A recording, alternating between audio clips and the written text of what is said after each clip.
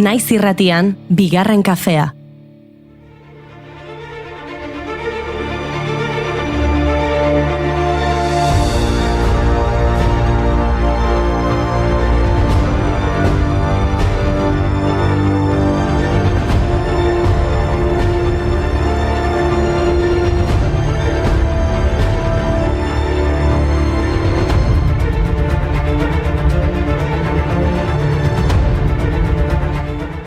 Egunon guztioi eta ongi etorri bigarren kafera. San Sebastian eguneko ajea pasata? Espero dugu bai, deskantzatzeko aukerarik izan alduzu, Gu hementxe gaude, fresko. Eta pozpozik izan ere egun ederra da gaurkoa. Gaur urtarriak 21 besarkaden nazioarteko eguna omen da.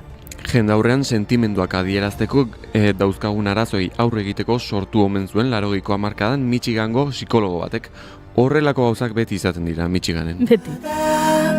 Ezin dut horrela jarraitu, zaparradak berriro ere bustik gaitu, eta jada ezin jakin nola lasaitu, begiradan ezin zaitu inork garaitu. Bakit ausartak dira beldurrez salto egiten dutenak, badakizu lau gara gardoz gara gardenak, lau ez etxerako bidea aztu dutenak. Izaki sozialak garen aldetik kontaktu fisikoa behar dugu eta hurbiltasun horrek gainera mina murriztan eta antsietate eta depresio sentimentuak txikitzen lagun dezake. Hala berresten du Nature Human Behavior aldizkariaren azterlanen berrikuspen batek. Hemen doaz besarkadekin lotura duten lau ikerketa. Lehenengoa, norbere burua besarkatzeak estresaren hormonak murrizten ditu.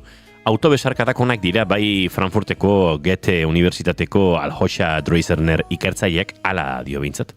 Zientzialariek 159 voluntario aztertu zituzten. Lehenengo estresatu egin zituzten pest izeneko proba batekin. Ondoren, 3 multzotan sailkatu zituzten eta listulaginak hartu zizkieten kortisol mailak neurtzeko. Besarkatuak izan zirenek estres maila askoz baxuagoa erakutsi zuten. Bakarrik bizi nahi duten entzat, zeruak ez du tokirik gu bihontzat.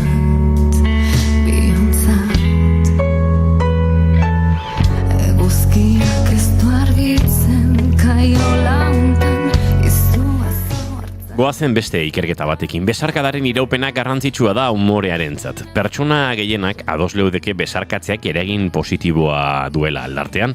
Apur bat hobeto sentitzen gara maite dugun pertsona batek besarkada zintzua ematen badigu. Baina zerk eragiten du besarkadek gogo aldarteari eragiten dioten moduan? Londresko Unibertsitateko Psikologia Departamentuko Anna Eldiren ikertzaileak eta bere taldeak hori aztertu zuten 45 emakumek ikertzailearen lankide bat besarkatu zuten segundu batez, 5 segundoz eta 10 segunduz, eta nola sentitzen ziren azaldu zuten. Emaitzak argiak izan ziren, 5 segundu eta 10 segunduko besarkadak segundu batekoak baino atseginagoak izan ziren. Beraz, besarkada optimoa gutxienez 5 segundu iraun behar ditu. Urtarrilak 13 ostirala, urteak ikusi ezaitu dala. Aspaldi hontan ez dizut bidatzi, baina behin ere zaitut ahantzi.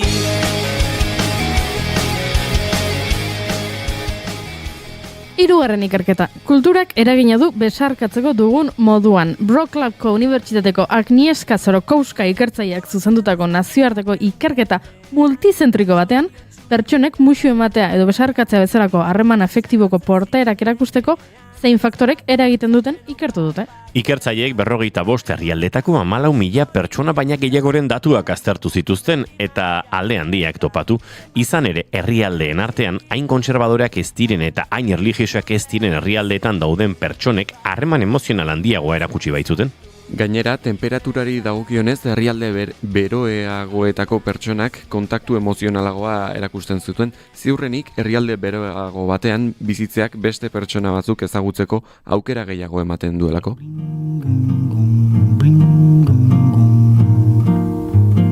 Tall and tan and young and lovely, the girl from Ipanema goes walking, and when she passes, each one she passes goes ah. she walks, she's like a samba that swings so cool and sways so gently that when she passes, each one she passes goes, ah. Oh, but he watched her so sadly. How can he tell her he loves her? Ikerketa horretan bertan ikusi zuten gizonek eta emakumeek maiztasun berarekin besarkatzen eta muxukatzen zituztela bikotekideak, baina emakumeek berriz gizonek baino maizago besarkatzen zituztela lagunak eta seme-alabak. Gainera, ikusi zuten ideologiari erreparatuta pertsona liberalek, pertsona kontserbadoreek baino gehiago besarkatzen dutela elkar. Oro har, ikerketak erakusten du faktore kulturalek eragin handia dutela pertsonek besarkatu edo besarkadak saiestu egiten dituzten jakiteko. Hala ere, banakako faktorek ere paper garrantzitsua dute gure besarkada portaeran, biak integratuz bakarrik uler daiteke besarkada bat behar bezala. Laguna hortik ez zara aspertukoa gurean gauzak jadanik ez dira lengo moduan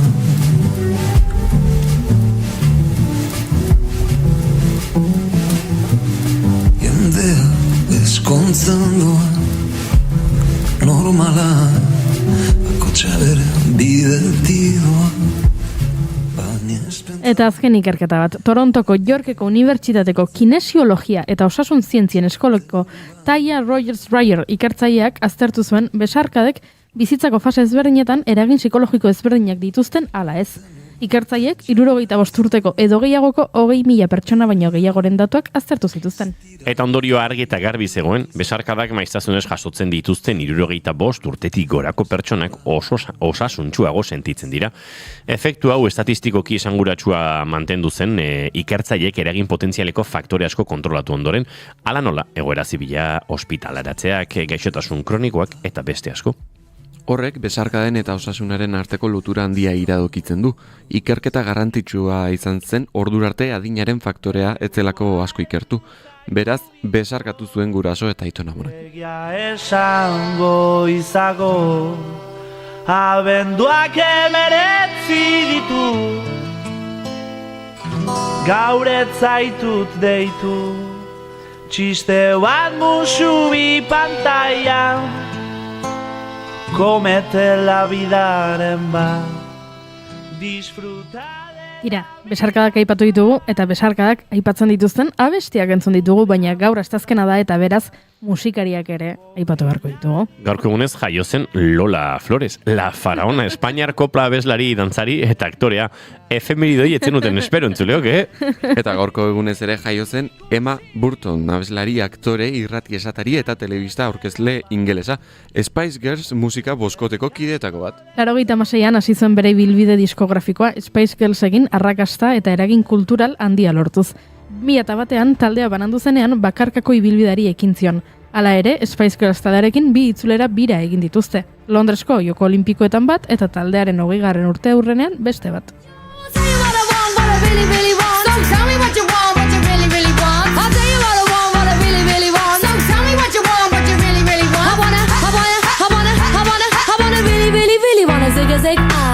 If you want my future, forget my past.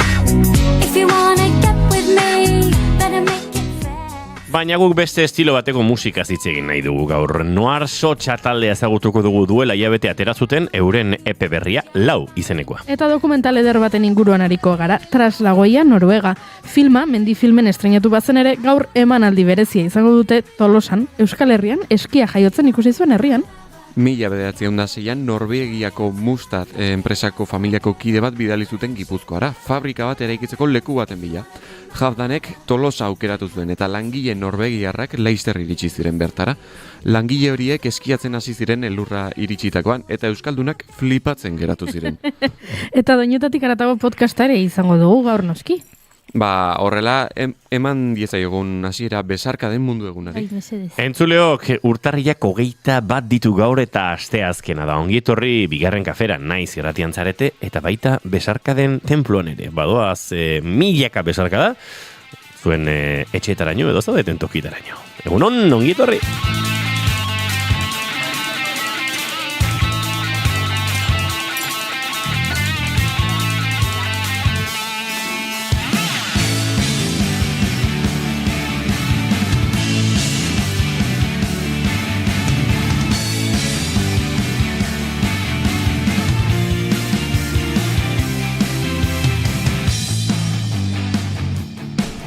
zuekin entzuleok Eneko Iturbe Otamendi, egunon. Egunon, bai. Eta zuekin entzuleok Goiuri Ezeizarandia, egunon. Egunon. Zergatik beratzen zorpei horrekin. Irri fartxo esan duzu zuekin Eneko, eta zuekin Goiuri. Barkatu, entzuleok. Nik ora egingo izuet nire plano subjetiboaren kontakizun bat. Ezkerretara begiratu dut. Eneko, irripar bat hauan begira zai, bera orkesteko. Eneko Iturbe Otamendi egunon, berak egun esan du. Giratzen ez bezaldera Goiuri hola, zirkunstantzia horpeiarekin begira. Noski, horpeikera aldatu egiten zait. Orain bai, Goiuri Ezeizarandia egunon! Egunon!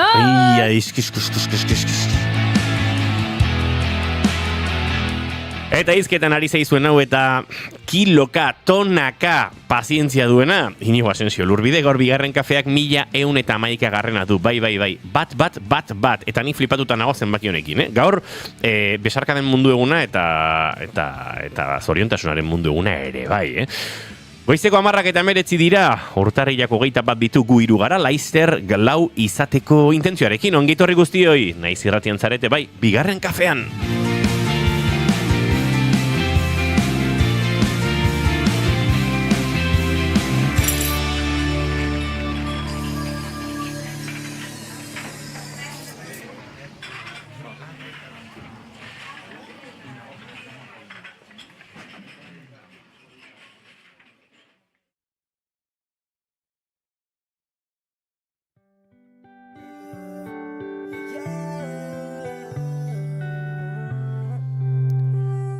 Kidetor abestia erabakitzeko autoblokeoa. Zergatik? Dituen iruzpalo abesti hor buruan, eta hau, eta zan, jarri behar duzu ja bat. Bezala hirurak batea. Bai, hori zen soluzioa, entzuleokor gertatu diren segundo horiek nire neuronen erabaki desgaitasunagatik izan dira. Ez da normala, gauzak ez ezkiten beste asola. Egunon gaztiak diote hemendik txatean, gaur ere atzoko irratsaio bezain ona izatea espero deu, jaja, ze ongi pasa genuen, eskerrik asko indioker. Zegero, pixka bat hola, lokazti eta axola gabe jartzen garenean, hemen bronka botatzen didate. Badio dielako, ez dakit, naizela ontzia behar den tokitik eramaten ari, eta itxaso dagoenean olatu albotik ez da batera hona izaten, baina pentsa gustatu egiten zaie batzuetan, edo batzuei bintzat. Bai. Niri ere esan didate, entzule batek esan dit, atzo fugatzi jarri zenuten, zenba denbora entzun gabe. Bai. Eta pentsatu du, fugatzi entzuten duen jendea dago, hola, gertu gure inguruan, bai. Egunon, gaur eske Goierritar, a ber, gorka zesan nahi duenek, barkatu. Gaur eske Goierritar etorreko dira. Erderazko eske... Gaur eske Goierritar etorreko dira, ez dut ulertzen, gorka. Urduri dago gorka. Goierritarrak agian eskean etorreko dira. Eskean? Eskean etorreko zaizkigu Goierritarrak? Eske, ez da git, igual... Santagedan bezala? Hori bai, igual bada zerbait ez duguna ezagutzen, ez zara konturatzen ari ezkarena. Ni urduri nago, gaur nire lehen pakete iritsiko da. Ze polita, sentsazio polita dago gorka. Eta gorka oso pozik uxuek erejetarekin egindako elkarrezketarekin. Zamat jendek entzun duen, bai, nik atzo ere pixka bat entzun duen gorka. Spice Girls, nire lehen zedea izan zen, bai, epa! Eta gorkak dio, inigok besarkadak ematen dizkit, bai, egia esan, besarkada onak gainera gorka, hola pulamentuz, ez hola besoa jarri eta ez, benetan besarkatuta, pixkate gogoz. Egunon, Saba Al-Kahide. Bueno, nekane altzelai Egipton dabil, eta kaso bere lagun Egiptoarrekin bigarren kafean zuten. Badakizu bere lagun Egiptoarrei grazia egiten diela bigarren kafea ikusteak? Eta ulertzen dute zer kontatzen dugu? Ez dute ulertzen, baino, bai, nekanek azaltzen die, bere euskalduna dela, eta jartzen di irratsaio bat hor euskeraz, eta bai, eta grazia egiten die, edo gustora egoten dira. Bueno, hemendik agur bat Egiptoko nekaneren lagunentzat. Orain nekanek esango diezuei agurtzen ari dira. Nekaneren lagunentzat eta nekanerentzat. Eta nekanerentzat. Nekane da gure Kleopatra. Bai, gauza esan gure Kleopatrak igual pixkat enbidia kotxina, transmititzen digu, Bueno, urtarriaren 21 batean Egipto Nilo nola atxalde pasea guzkitan. Joan dadia harremanak egiten handik, eta egian horrela lortuko dugu irratsaio bat egitea handik. Guk irratsaio bat ez dakit nondik egingo dugula esaten dugun bakoitzean emango balizkidute 10 zentimo, dagoeneko aberasuta ginen. Dantza ederra diote hemendik, eneko ze dantza arraroa. Ui, Zeba? Eske, a ber, niri askotan gertatzen zait, hemen azpian daudela kable batzuk, eta hoiekin estropezu egiten dutela. Zekaro, nik ere dazkat hanka handi xamarrak. Hanka luzeak edo oin handiak? Biak. Both. Biak. Eta karo, orduan, kableekin hemen askotan, trabatu egiten naiz da... Zure dantza gaitasuna mugatuta dago, bai. Eta ez da zure errua. Ez. Ingurune ez dagoelako prest, zu bezalako dantzari batentzat. Hori da. Horixe da, egia da. Bai. Nola gauden? Bai, alaxe da. Maite duten tarteari egin behar diogu lekua lehen bailen. Eta eneko iturbe bera izango da maite dutekin hasiko den lehena. Vale. Bira, nik maite dut, arropa erosera joaten naizenean, arropa bera bi aldiz erostea. Hau da, nik askotan, galtzak erosten ditudanean, ez dut bat erosten, baizik eta erosten ditut bi berdinak, gehiago erabiltzeko. Edo, aste berean, bi galtzak erabiltzen ditut, baina ematen dut galtza bakarra erabiltzen dutela. Orduan, nik teknika hori erabiltzen dut galtzekin. Eta gero baita, zapatekin erabiltzen dut, bat buskatza zaitenean, berdina erosten dutela. Nik inoiz bizitzan egin dut hau, zuk diozun hau. Eta duela gutxi pentsatu nuen, bakero hauekin oso gustora nabil, hautsiko zaizkit, rozatu iten ditut barrutik, eta azkenen, naiz eta konpontzera eraman, bigarren konponketan ja irizena momentu bat hor ez dago lan ondi konpondu zer, eta izu, lehenkoan pentsatu nuen, igual juten naiz den da eraten esaten, baduzu beste bat iguala, eta ala, saiesten dut gero bila ibili behar izatea berriz ere gustoko dudan hoi da, nien ez komplikatzen. Eta ordunik, sinpletasun hori bilatzen dut, eta hori gustatzen zait. Oso, ondo. Eneko, zehazkari ikasi ezun goiuri bezala eskusa jartzen dantzarekiko. Hoxe. Komentari gabe. Bueno, nola gauden. Komentari gabe. Goiuri, zure maite duta ere, entzon nahiko nuke? Zein da zure maite duta? Nik nire maite duta pentsatu dut, eta gero ari nintzen esaten, agian ez da proposa. Baina, kontatuko izuet eta berze iruditzen zaizuen zuei. Badakizue, duela egun batzuk, Kordoban tren istripu larria egontzela, eta 52 hildako daudela, zauritu asko, batzuk larriak, eta orduan agian hildakoen kopurua ere gora joango dela hurrengo orduetan. Eta ezakiten entzun duzen, baina atzo Katalunian rodali batek ere istripua izan zuen, eta tren gidaria hil egin da. Eta, egun gutxitan trenen hainbat istripu egon dira. Horren ondorioz gainera esan dute, Semaf makinisten sindikatuak esan du greba deituko dula, sektorean izan dako istripuen ostean. Eta, lehenik eta behin nire besarkada estuena, istripua izan dutenen familia lagun eta ingurukoei, baina horrez gain nik aipatu nahi nuen maite dudala trena. Trena bidaiatzeko modu bezala, eta pena bat didala gaur irakurri dudala, eta gainera telebista kate batean iruditu zait hori sustatzen ari zirela trenarekiko beldurra.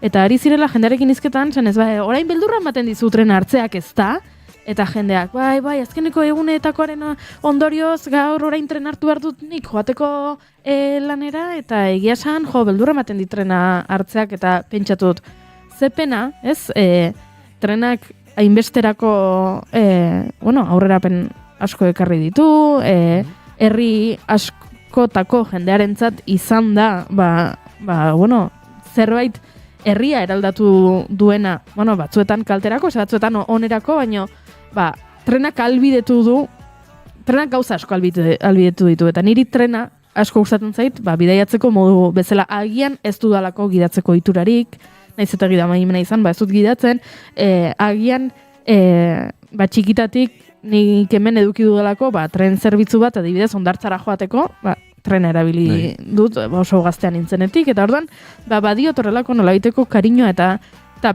pena eman dit, noski istripoen ondorioz normala dela, jendeak beldurrak edo zalantzak edukitzea, baina iruditu zait, ezakit, trenaren demonizazio bat gertatzen ari zela, eta kontuan hartu ezkero errepideetan hiltzen den jende kopurua, edo beste garraio batzuetan hiltzen den jende kopurua, beldur gehiago eman beharko liguke, autopista batean ibiltzeak, trenean ibiltzeak baino, eta aldiz ez dut ikusten asmo hori, horrelako istripu bat gertatzen denean, jendeari beldur hori sartzeko intentzio hori ez, eta gaur iruditu zait, bazegoela, eta pena eman dit, eta orduan ere maite duta trenari eskaini nahi nion.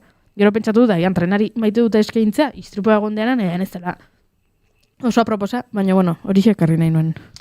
Pentsa, datu bat emango izut, zehatzo lagunen batekin honen inguruan eztabaidatzen eta hemen analisi asko egin daitezke ez, Garraio ministroak kartzelean duen estatu batean trengel istripu bat izateak, mantenimenduak zalantzan daudenan eta bar, izan ditzaketelako ardura politikoak eta bar, baina tira, 2000 urtetik 43 tren istripu egon dira, Espainiar estatuan, hemen zoritxarrez ego eta iparralde datuak sortzerakoan, gauzak komplikatu egiten zaizkigu, Espainiar estatuan 43 istripu.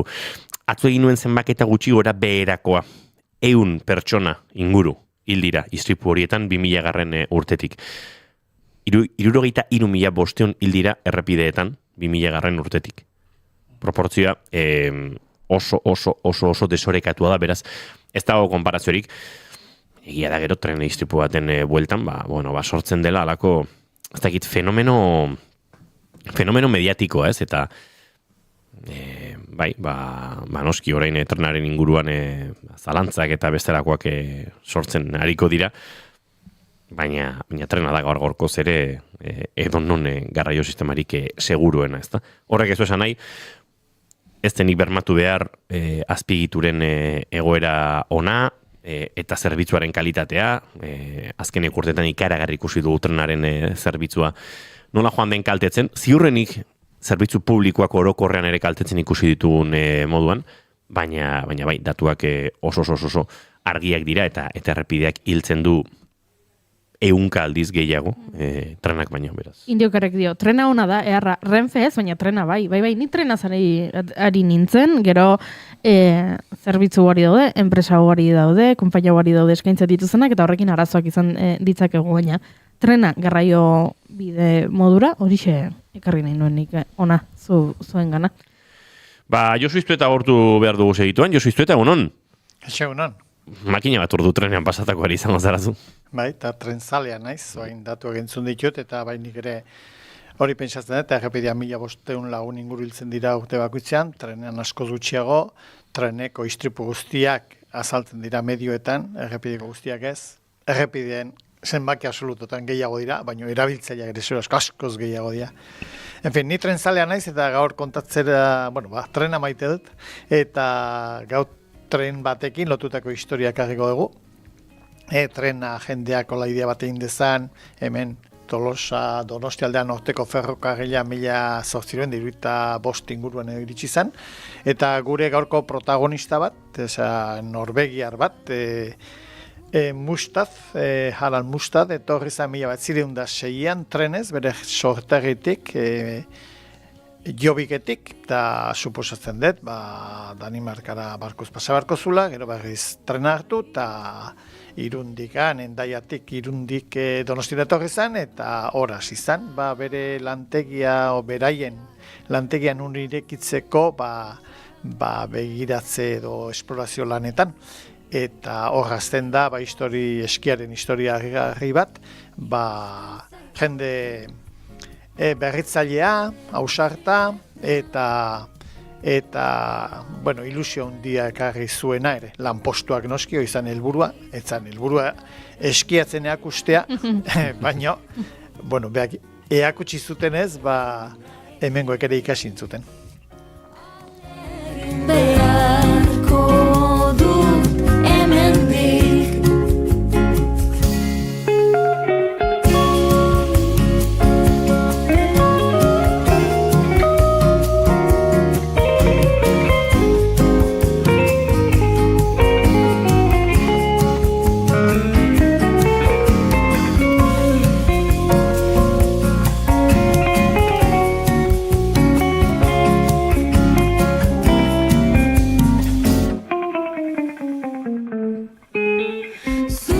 Entzuleok, egunon berriz ere, badirudi FM-tik entzuten gaituzu enok arazoak izan ditugula, zuekin bat egiteko azkeneko minutu hauetan, eskerrik asko Gorka Santestebani, adi zegoelako hor, informazio gurera larazteko, eta dagoeneko uste dute uinetan behar bezala, entzuten gaituzuela, beraz, tira, sarreratxo bat bagenuen prestatuta gaurko gaian murgiltzeko, Josuk ere egin duraintxe, baina kontatuko dizuegu eta segituan murgilduko gara, Norvegia, eskia, Euskal Herria, eta trena lotzen dituen historio bitxi honetan.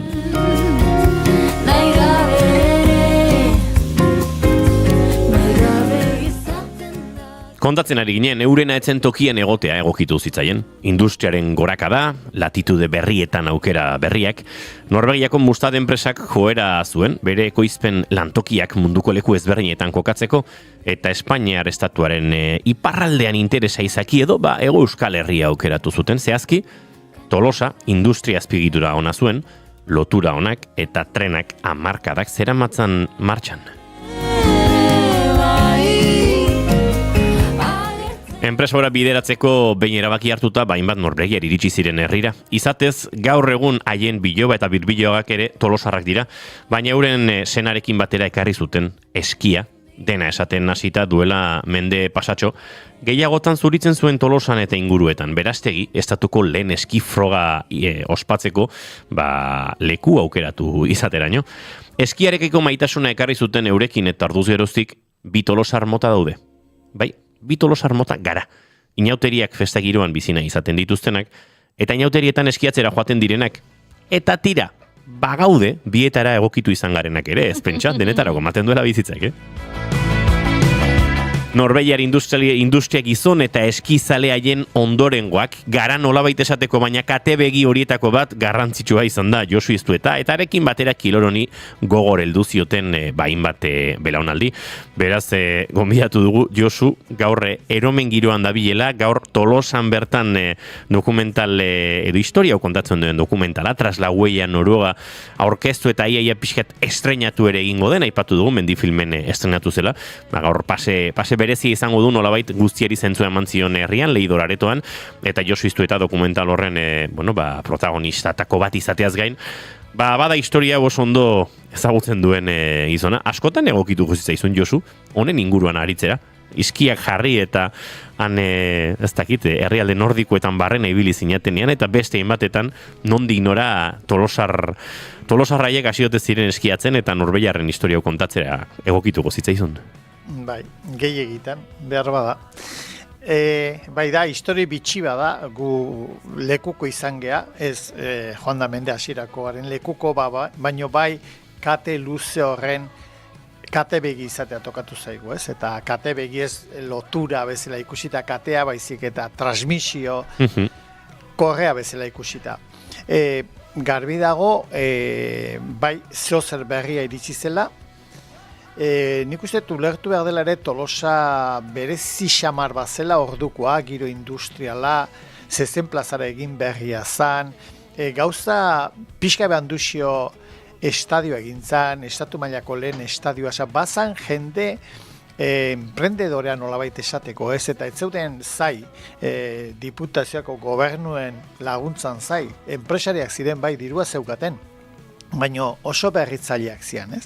Eta nire hor, saltza horretan, iritsi zala eskizaletasuna. Lantegi hori ez dugu esan, esan dezu bai, Iberiar Peninsula pixka bat, merkatua irikitzera etorri zela, baina egiten zituzten azian perrailtzek.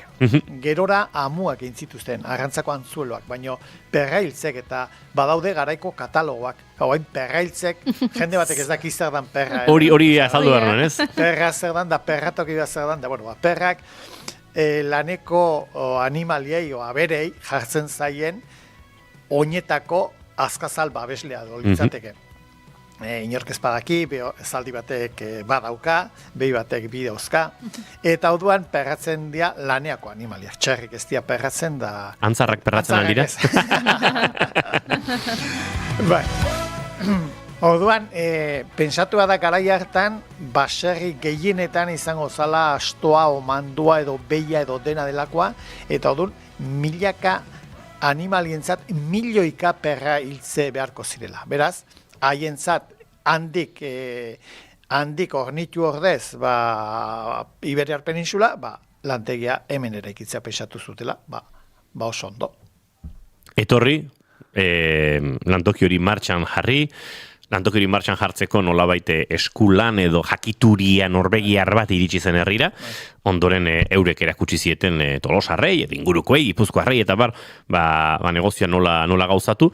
Norbeiar batzuk bueltatu ziren euren jaioterrietara, baina batzuk hemen geratu ziren eta hortik, gaur kontatzen ari garen eta segituan aurkeztuko dugun dokumentalaren nolabait aria, Josu, eskia, elurrerako joera, bapatean Tolosan elurra bota eta eurek eskia jantzi dituzten, baina gero entzungo dugu eta dokumentalean kontatzen da nola, arotzen gana, jo behar izan zuten mende hasierako gizarte haiek, eskiak egitera, zuaitz bat bota, eta handik, xaflatzen joan zirela eskiak, eta poliki-poliki joera bat eta kultura bat sortu. Bai, segurasko, haiek ekarri zituzten bertako eskiak. Jende gehiago eskiatu nahi bazun, ez zeuzkan. Olako bi taula hankazpian jartzeko. Segurunago, baten bat saiatuko zala barrika zati, kurbadun barrika olakin. Gero norbaitek arotzen batek idea hartuzun, egin zitun, hobetuko zitun batzuk.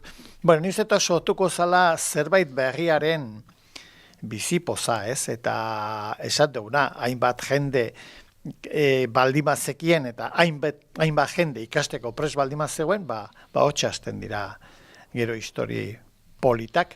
Kasu hontan, haiek zetozen denek eskiatze zuten herri batetik. Norvegiar askok, oinez ikaste dute elurretan eskiatzen da. Oita horrezian, inork eskiatze zuen leku batea. Hasieran jendari kosta ingo zitzaion ulertzea zertan zebiltzan. Eta pixkat igual argitzea merezi du ere bai, gaur eskian modalidade asko daude, baina jatorrizko eski ura ari deitze zitzaion eski ipartarra edo eski nordikoa. Eta eski nordikoaren barruan, jatorri antzuelako, zeuden eski jauziak eta iraupen eskia. Gerora eskiak evoluzionatu zuen eta iritsi zan eski alpino izatera. Eski alpinoa zan, nolabait, goiti bera jestearen teknika.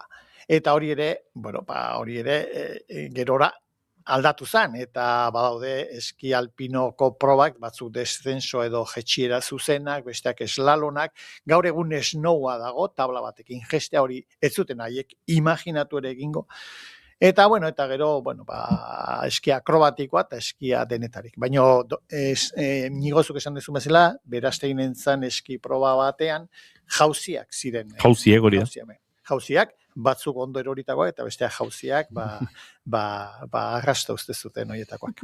Horre, ez dakite, bideoak eta ikusten diren momentuetan ikusten da, garai hartako irudi gutxi batzuk eta badirela, eta, eskiaren teknika eta piura ere alamoduzkoa zen, materiala ere alamoduzkoa zen, elurra zapaltzeko aukerarik ere etzen, norbera jetxi bertuen, elurra zegoen tokitik nahi zuen moduan, eta dena gaur egun ezagutzen dugun eskitik oso urrun, baina oso egiazko giroan. Aizue, entzuleok, gaur dokumental hori estrenatuko da, segituan Unai Jauregi Beitiare gurekin izango dugu, bere zuzendaria, baina aurkezteko, bere lana aurkeztea baina gauza berik ez da. Hauxe da, gaur Tolosako Leidor aretoan izango den emanaldiaren, dokumentalaren trailerra. Utzi da zue segundu bat, behar bezala jarre dezakedan, nahizelakoari lortzen horremai. Ikusten dut Aitona eta bere lagunak oso ondo pasatzen zutela. 1900 hasieran eskiatzen, kotxiakin Tolosatik Beraztegira junda oso ondo pasatzen zuten. Daukate felizidade aurpegi bat, baina izugarria.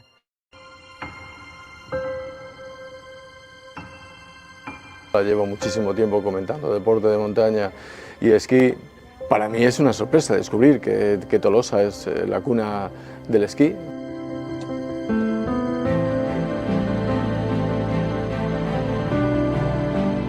Tolosarrek Norvegia erraiek ikusi zituztenean, eski batzuk hartu eta eski gainean, ni ia ziur nago pentsatuko zutela, baina hauek erotuta daude.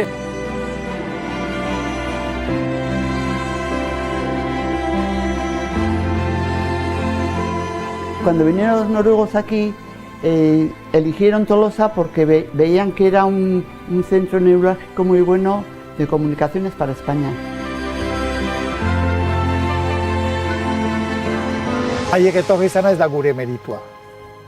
Guk egin duguna gure erabakien arabera bai.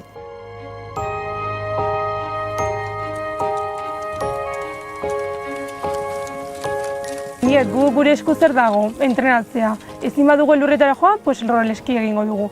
Ezin dugu elurretara joan, pues korrika, gimnasio.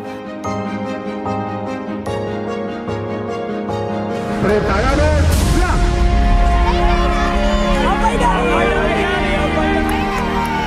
En 5 Olimpiadas ha habido participación de Tolosa. Es un hecho pues rarísimo. Pongo el ejemplo de, pues es como un surfista de Albacete, ¿no? Yo cuando les explico que soy de Tolosa, ¿no? Cerca de San Sebastián, un poco para que se entienda, les sorprende, ¿no? Que viva a 2 horas de la nieve y tenga ese nivel, esa pasión por el esquí de fondo. El esquí en Noruega, más que un deporte, es una forma de vida.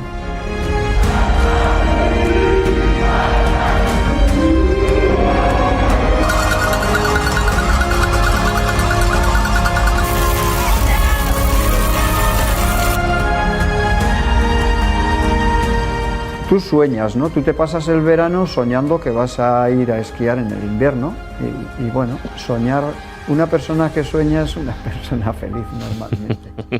Txiki plaza sentzuten ari ginen, berek ere badaki zerbait kate begi hori izatetik eta hainbat belaunaldiekiko eskiaren pasio hori transmititzetik. Ziurrenik bai Euskal Herrian eta baita Espainiar estatuan ziurrenik ez iraupen eskiak izan duen eskiatzailerik onenaren irakasle izan zelako Txiki plaza, Imanol Rojori buruz ari gara. 3 Olinpiar Jokotan aritu da. Zoritxarrez, atzo zerrenda ofizialak atera zituen Espainiako Federazioak eta Imanol Rojok ezingo du, bere 4. Olinpiar Jokoak Milano Cortina de Ampezzoko Olinpiar Jokotan osatzearen amets hori bete, tartean eta beste egun baterako emango luke zenolako harremanak eta zenolako interesak izan diren, ez, Espainiako Eski Federazioaren baitan, baina tira Imanol Rojo bada erreferente oso bat eta ari ere egokitu zaio askotan kontatzea, Norvegiarren historia ura, baina Norvegiarren historia horri heldu eta ura dokumentale sendo eta eder batean kontatzeko aposto egin zuena. Gurekin dugu Unai Jauregi Beiti, egunon eta barkatu, egunon eta ongi etorri bigarren kafera, Unai. Egunon, kaixo, egunon. Eskerrik asko. Bueno, ez duzu erronka makala, etzen nuen erronka makala hartu hain zuzen ere, alako historia luze, ardatz mordo, adaskan mordo dituena kontatzeko, baina ondu duzu, dokumental puxka. Konta iguzu lehenik da behin nondi jaiozitza izun, Tolosarron eta Norvegiarren historia kontatzeko, ez dakit, grin edo gogori. Guk, lan egiten dugu produktora batean, digitalen, eta egiten genuen historias abokados, Euskal Herrian zehar. Eta, bukatu dugu programa bat beraztegin, Susana Iturralde Kildalekin, eta Kildal hori, Norvegiaren izen hori, asko harritu du nintzen, eta nola zegoen lotuta Norvegiarrekin, eskiarekin, eta hain hurbil bizitzen, eta ez nekien ezerez hori buruz, eta zegoen igual pizkate oso interesantean niretzako, eta hau hasi izan 5 inguru, 5 urte barru, eta hor zegoen ideia hori, dokumental hori egiten, baina ez nekien zelan zegoen historia lotuta, bere iraupena, gero deskubritu dute irudi asko zeukala, batez ere argazkiak eta dana, eta gero ja lotu egin dugu pizkat histori hori. Hasi eta buka, ze iritsi da, dokumental bat estrenatzeak suposatzen du, bide luze bati zentzu ematea, eta uste dut zuzendari bezala dokumental batek ere aldatu egiten zaituela, zenbat bizipen, zenbat elkarrezketa, zenbat jenderekin egon zareten, gaur aipatzen ari gara, ez, Leidor Antzokian emitituko den dokumental hori, Tolosan emitituko den dokumental hori osatzerakoan unai, bost urte aipatu dituzu, akaso zu ere beste bat bazara ja? Igual bai. Bueno, esan behar dute, egia esateko, badago liburu oso on bat, eta dana oso ondo azalduta dagoen liburu bat, Paco Tudurik egin duena, eta berak kontatuzun Eski Tolosano, Klub Eski Tolosanoren historia. Klub Eski Tolosano, hasi zen 1908an, bederatzian, eta egin zuten bere kluba, parte hartzeko txapelketa baten, parte hartzeko, eta ja, berak egin zuen lan ederra eta lan oso zehatza, eta nik hartu dut bere liburua, eta jarraitu dut historiarekin. Eta ez da esan oso raza, baina esan oso polita, batez ere oso polita. Hainbat eta hainbat protagonista, hori ere, ez dakit, momentu batean orekatu behar izan da nahi, ze batetik senide direnak, entzun du lehen horre trailerrean bertan Anate bera izketan, badira, aipatzen genuen bezala pixkat kate begio izan direnak, ez? Gerora, eskiaren pasio hori mundura datu dutenak, aipatu du Imanol Rojo, belaunaldi askoz gazteago bat, oso itxaso zabala zegoen arrantzan hasteko eta ez dakit erabakiak hartzeko ere erresa izan den nondik noratira guzti hau kontatzeko. Bazan oso zaila, pertsonaiak kendu, pertsonaiak ez grabatu edo ez elkarrizketak egin, baina aukeratu behar duzu, ezta? Eta, bueno, gure ardura zen, gauzak ondo azaldu, eta igual, naiz eta gauzak kendu, nola ez, baina gauzak ondo azaldu, eta belaunaldi bakoitza igual pixkat hartu. Ez dakite ondo atera dan, ez? Baina behintzat dago askoz, kariño askoz eginda, eta ni uste dut oso ondo ulertzen da Tolosaren eskiaren historia.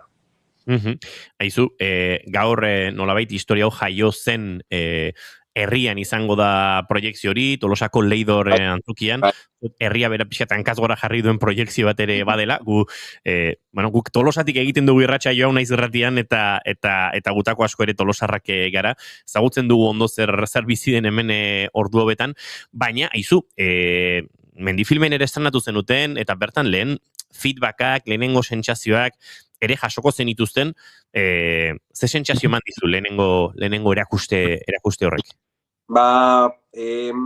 Nik uste dute sentsazio oso ona zen. Nik uste dute historia txikiak, baina bitxiak, oso handiak dira. Eta historia hau niretzako ez da batez ere txikia, baina itxia moten du. Eta gero kontatzerakoan, jendeak ulertzen du ze zaila da herri baten Tolosan adibidez bizitzean eta eskiatu mendira joan. Gero kotxez 1906an, Gero belaunaldiak transmisio hori pasatu.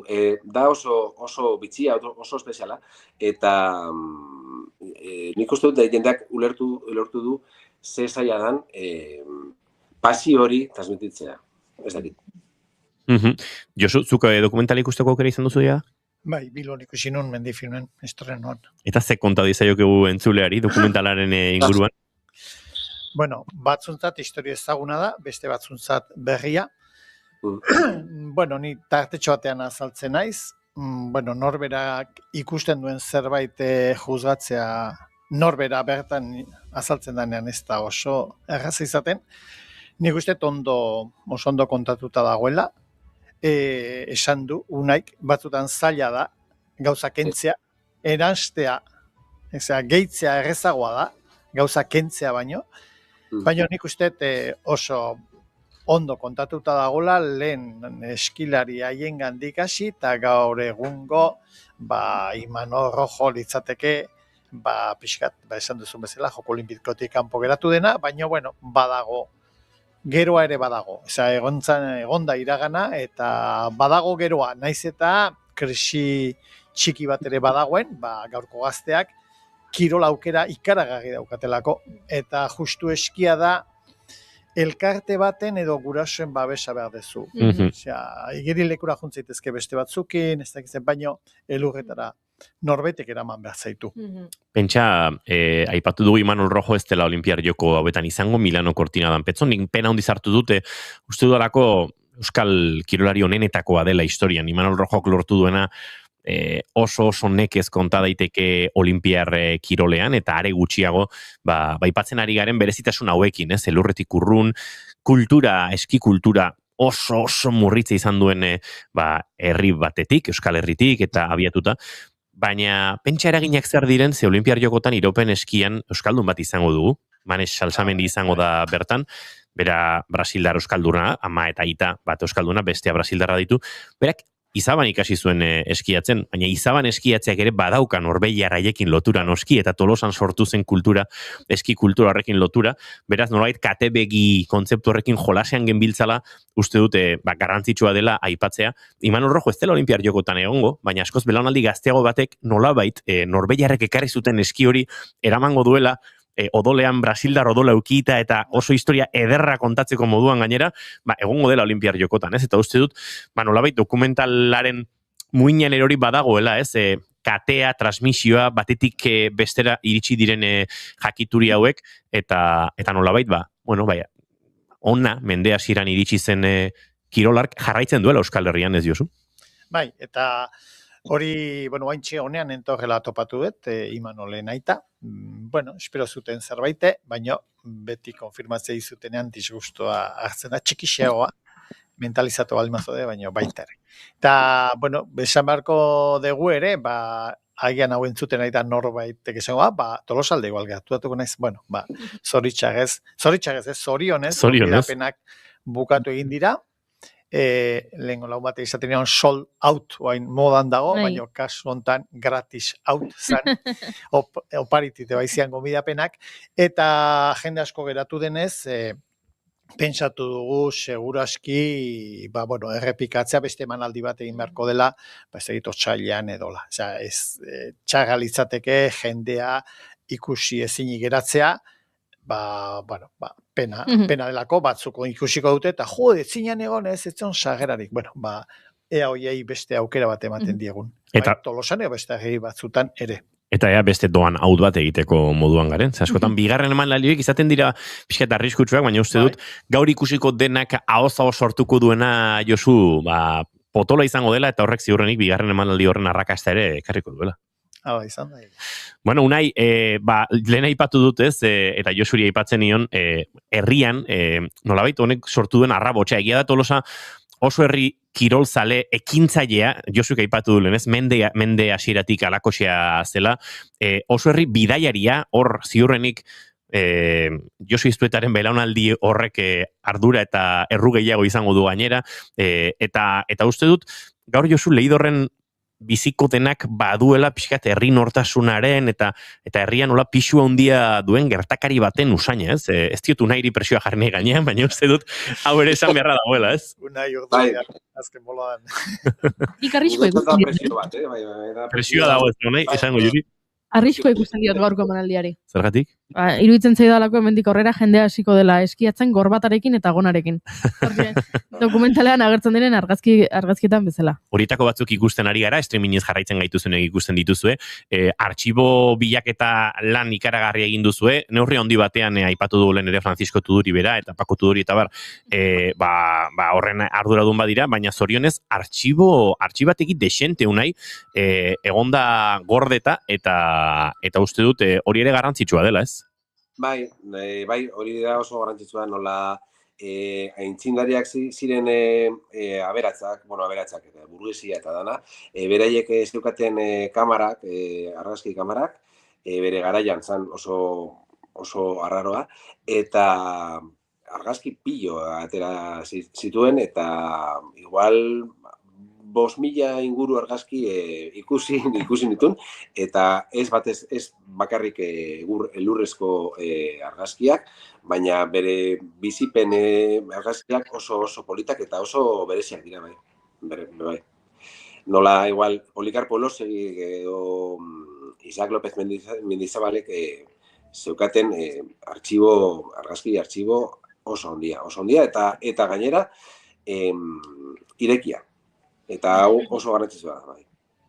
Oso garrantzitsua, entzuleo gaur arratsaldeko 7 Tolosako Leidor aretoan Tras la huella Noruega Unai Jauregi Beitiak zuzendu duen dokumentala, benetan kirol dokumentaletik baduena, antropologia dokumentaletik baduena, historia dokumentaletik baduena, eta nolabait herrien arteko harreman eta nortasunen arteko nahasketetaz ere, hitz egiten duen dokumentala ikusteko aukera izango da. Aipatu dugu sarrerarik edo gonbidapenik doako izango delako ez dela geratzen, horrek esan nahi du, ia 900 lagun izango direla gaur aretoan pelikula ikusten, haundia da Leidor aretoa askotan gehiegi, baina batzuetan, horrelakoetan txikire geratzeko arriskua izaten du.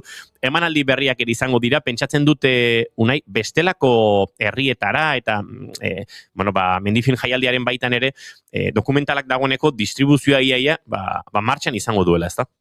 Bai, eta gainera hitz egiten ari gara EITB-rekin, beraiek eskegituko dute dokumentala primeran plataforman, eta bai bere EITB baten eta EITB bin. Eta gero gabiz egiten pizkate motzagoa, pizkate dokumental motzagoa, nola dira 76 minutu, eskoletarako. Ordu bete dokumental bat eskoletarako, zelan ikusten dan. Eta gero Menditurren, Mendifilmen bueltan ematen duen dokumentalak, bai izango da hor, baina ez dakite noiz edo non jarriko dute. Unai Jauregi Beitia, mila esker gaur guretzat eta hartzeagatik, gero egingo duzu Tolosarako bidaia hori, eta espero dut gaurko emanaldia behar bezala gozatzea, eta Tolosako jendearekin, bizirik ateratzea gaurkotik, handia izango delako, baina uste dute ederra ere bai. Mila esker eta zorionak. Josu Iztueta zure agur esan behar dizugu, gainera, gutxitan ikusten dut Josu Iztueta estresatuta, baina gaur gauza asko dauzka egiteko Josu Iztueta. Aurrera tatzera, lehengo izan bidali niretzatetzen audio bat, eski hauek besteak ez dakizer, erotu beharrean dabil. Josu, hartu arnasa, Bai. Leko kerrotan izan du. Bueno, enkargoren bat egin behar balin bada, deituta hasiko gara gu ere laguntzeko pres gaude, baina erotu gabe. Eskerrik asko, Josu. Entzuleok hause kontatu nahi genizuen historioa, entzule batek idatzi dugu, ze interesgarria eskiaren historia eta ze irudi zoragarriak, eskiak, kotxeak, jantziak, eta zenbat bigote gizonezkoetan karkarre barre egiten du. Egia da bigote asko ikusi ditugula hortxe irudietan, eta asko ikusiko dituztela entzulek, gaur hurbiltzen direnen artean. Esan da bezala, gonbidapenik ez da geratzen, baina Tras la huella Noruega dokumental honek, hizkuntza anitza den dokumental honek esango du, euskeraz, gazteleraz, eta bestelako hizkuntzetan ere egiten du bere bidea, eta ikusgai izango da etorkizunean, beraz, badagoeneko guk hemen gure amutxua bota dizuegu, baina ezin gaur ikusi dokumentala. Segituan izango gara, estudio zentraletan, ez Bilboko estudioetan, azken ordukoari heltzeko entzuleo. Aurrera goaz.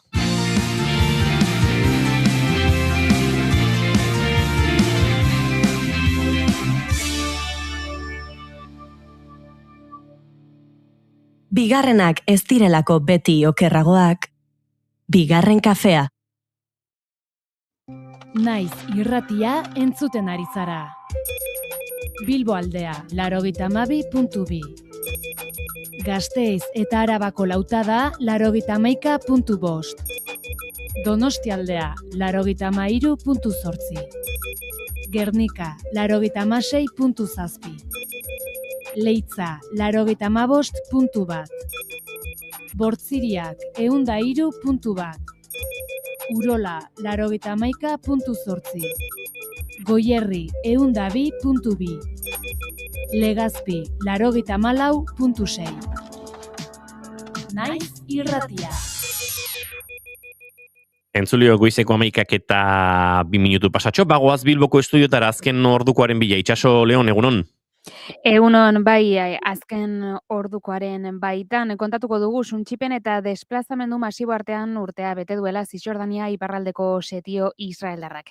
Israelgo armadak oraindik ez du Jeningo errefuxiatu esparrua utzi, 2025 urtarrilaren 21 duela urte bete, bertan edatzen hasi zen bertako biztanle guztiak handik kanporatuz. Ondoren Tulkarem eta Nur Shams errefuxiatu esparruetan jarraitu zuen nagusiki eta hoietatik ere ez da atera. Nazio Batuen erakundeko gai humanitarioak koordinatzeko bulegoaren arabera, 32.000 errefuxiatu palestinar euren etxeetatik kanpo egotera behartuta daude. Operazio hori Israelek Palestinan 2 hamarkadatan izan duen luzeena da, bigarren intifadatik hain zuzen ere. Bulego horrek berak uztailean jakinarazi zuenez, ordura arte ere moietako 74 biztanle, emakumeak eta haurrak barne, Israelen suaren ondorioz hil ziren eta 130 inguru dronen erasoen ondorioz. Israelgo armadak Jenin bezalako errefuxiatu esparruen aurka egindako erasoa justifikatu du, izan ere Jenin erresistentzia armatu palestinarraren gotorleku historikoa da eta bere garaian Hamas eta Jihad Islamikoa bertan zirela terroristen abitzat zituen Israelek. 2023ko urriaren 7 gertatutakoaren ondoren etorkizuneko eraso terroristak prebenitzea bilatzen dutela argudiatu du. Israelgo defentsa ministroak finantzaketarekin, armamentuarekin eta Irandik datozen jarraibideekin eraikitako terrorismo gunetzat jo zituen. Eta aipatuko dugu ere duela ordubete kontatu dizuegu, trenbideetako makinisten Espainiako sindikatuak greba deitu duela sektorean sarearen segurtasuna eta fidagarritasuna bermatzeko berriki izandako istripuen ostean. Gutxienez 43 pertsona hil dira, tartean 3 makinista. Adamuzen 42 hildako eta Jelidan hildako bat utzi duzten istripuen ondoren Semafek ohar batean aurreratu du protesta hori makinistek estatuko trenbide sarearen egoera zuzentzeko eskatutako hasierako neurrien barruan dagoela. Eta amaitzeko ohartarazpen bat edo informazio praktikoan iruzkin bat, lakuak abisu hori aktibatu duela asteazken honetan Bizkaian eta Gipuzkoan, hego-mendebaldeko 129 kilometro ordukorainoko haize bolada gogorren ondorioz, beraz kontuz haizearekin, errepideak lasai ditugu, baina horrek ere arazoak eragin litzake eta arreta eskatuko dugu, hementxe utziko dugu, jarraituko dugu honen berri ematen 12etan. Eskerrik asko Itxaso Leon, guke aurrera egingo dugu segituan, eta guerdiko 12etan informazio gehiago eskeniko dizugu hementxe, naiz irratian.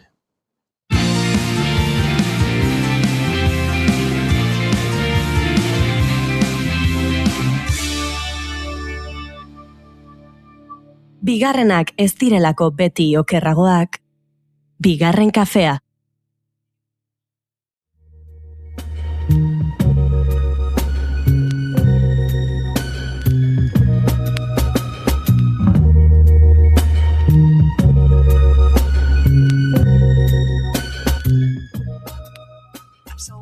Ongi etorri entzule doinuetatik haratago saioaren atal berri honetara. Badakizue astero hemen biltzen garela doinu berri batzuk ezagutu eta gure belarriak goxatzeko.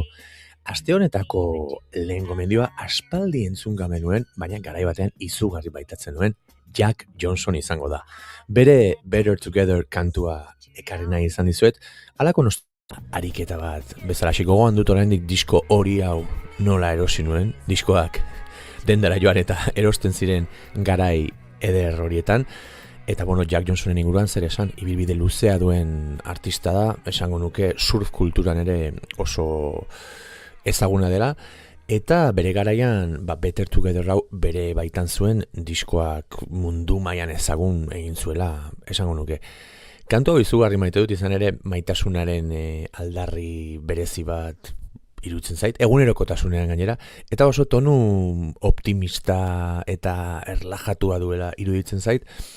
Bera surflaria da, eta ez dakit, hau esateak gehiago ote den, baina nabari da kantuan halako bizitza lasai eta kontziente bat duela, eta oso minimalista da. Gainera niri asko gustatzen zaidan bezala musika eta kantua bereziki, berak egiten duen musika eta kantua bereziki, eta orduan bere mezu simplea iruditzen zait asko indartzen dela. Egia da 2000 urte inguruan ere serki moduko bat izan zela bai kantu hau eta diskonek zituen beste hainbat ere, eta ona ekarri nahi izan dizuet gaur lehen gomendio gisa. Beraz, hemen duzue Jack Johnsonen Better Together.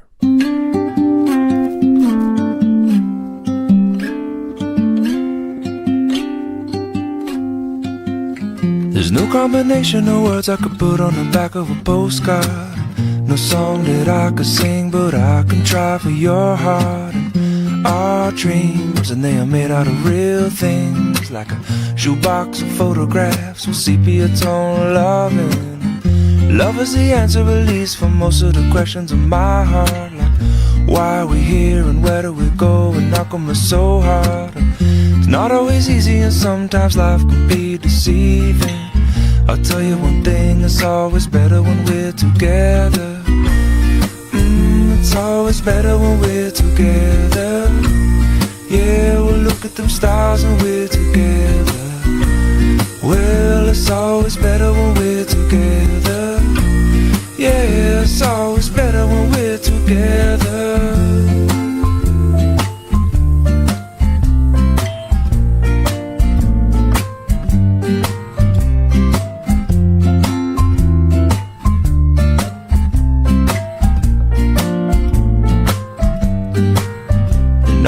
Moments just might find their way into my dreams tonight, but I know that they'll be gone when the morning light sings or brings new things.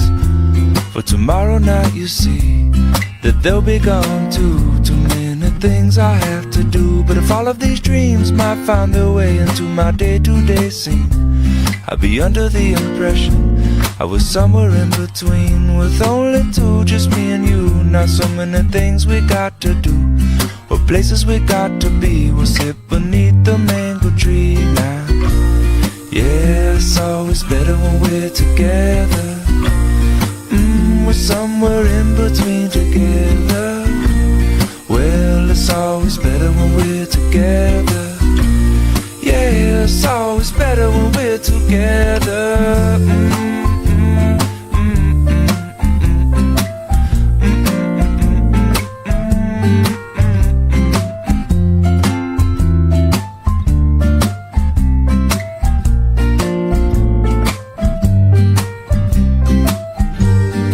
I believe in memories, they look so pretty when I sleep.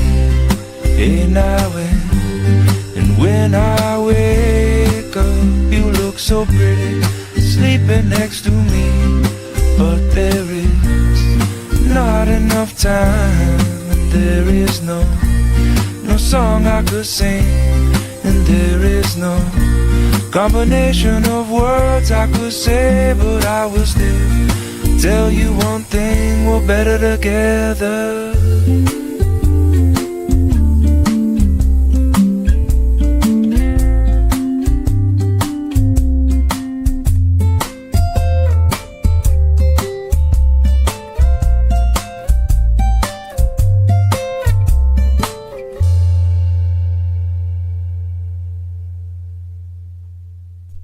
Hortzentzun dugu Jack Johnsonen Better Together kantu puska. Aste honetako bigarren gomendioa Donovanen Catch the Wind izango da. Ezagutzen ez duzuenentzat, Donovan folk britaniarko artista, ez dakit nola esan, handia izan zen, klabea esan behar nuen, 60. hamarkadan, eta nola ez Bob Dylanen eraginpean kantatu eta sortu zuen, baina arekin alderatuta esango nuke estilo suabeago edo poetikoago bat erarazten zuela Donovanek.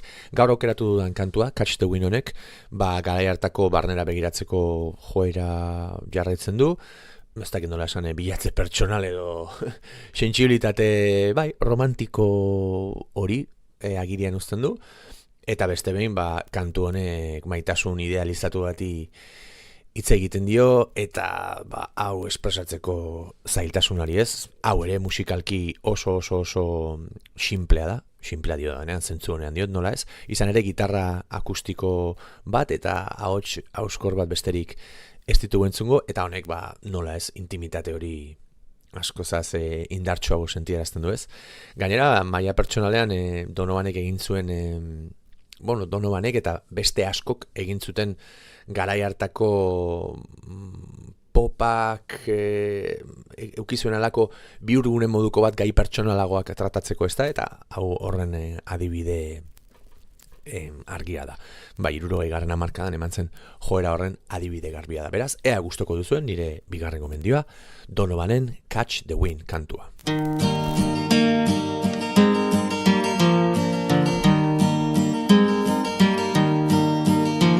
In the chilly hours and minutes of uncertainty, I want to be in the warm heart of your love and mine, to feel you all around me and to take your hand along the sand. But I may as well try and catch the wind. When sundown pales the sky, I want to hide a while behind your smile, and everywhere I'd look, your eyes would find. For me to love you now would be the sweetest thing, 'twould make me sing. But I may as well try and catch the wind.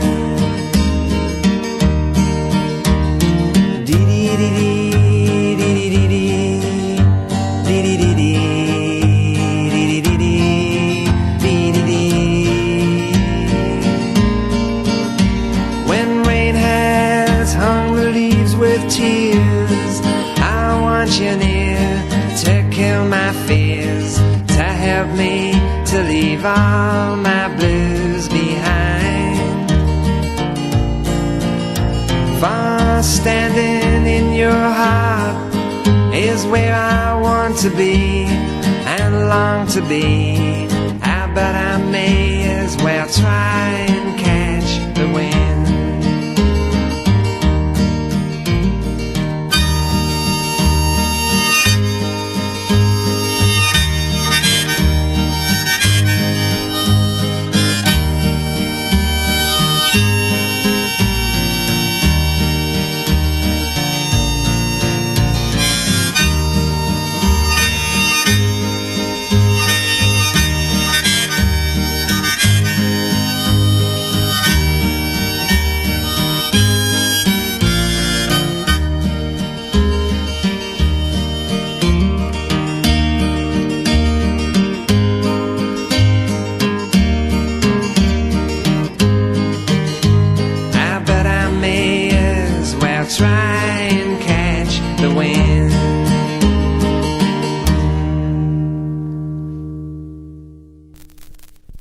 Hortxentzun dugu Donovanen Catch the Wind kantu puska. Aste honetako 3. gomendioan Sandy Deniren Who Knows Where the Time Goes kantua ekarri nahi izan dizuet. Hain zuzen ere, zuzenean egin zuen aktuazio batena. Sandy Deni ere folk britainiarreko, gaur Britainian gaude ikusten duzu, folk britainiarreko figura izugarria izan zen, izugarri izko garrantzia ukizuen artista, eta esango genuke, akaso folkaren barruan eragilea handienetariko bat.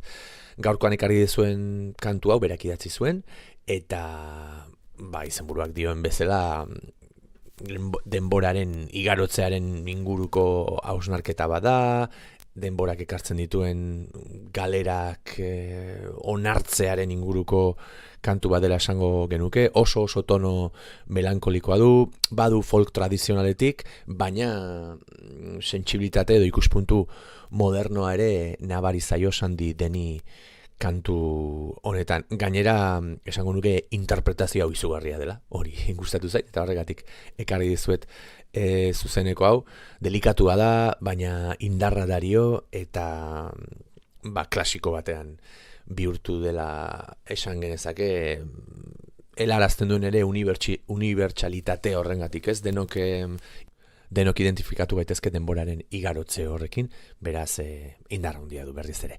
Sandy Deniren Who Knows Where the Time Goes. Hementxe duzue.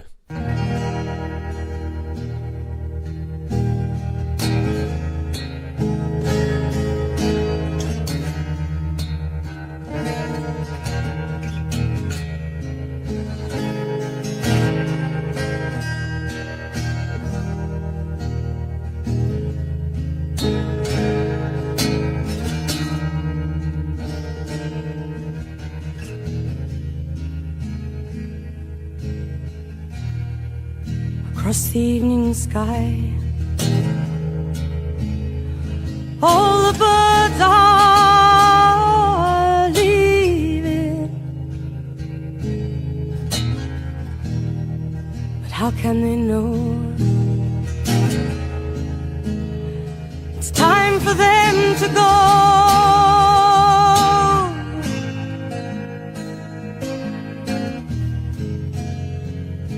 Before the winter fire, I shall still be dreaming.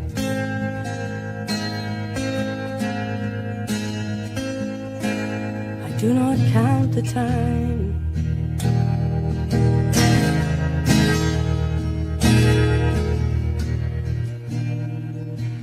For who knows where the time goes? Who knows where the time goes?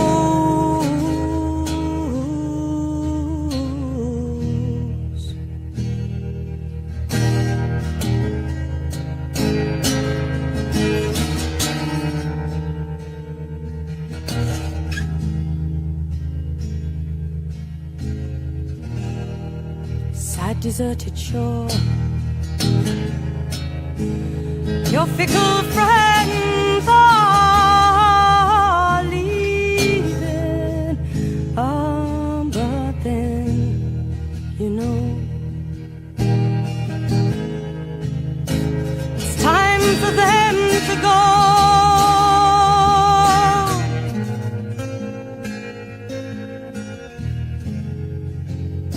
But I shall still be here. I have no thought of leaving.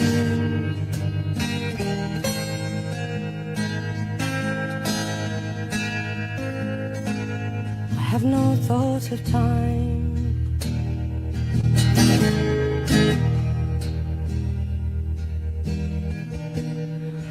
Who knows where the time goes? Who knows where the time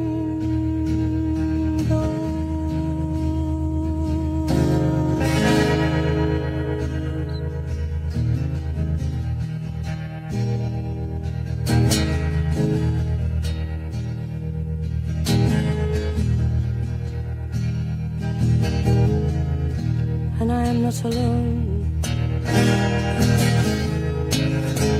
While my love is near me,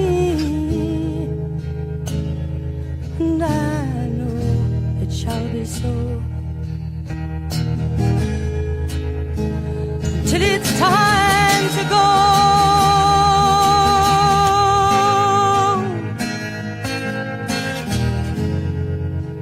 Come the storms of winter,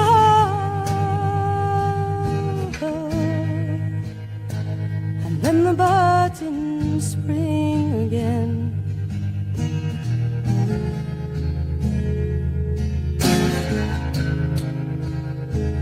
I do not fear the time.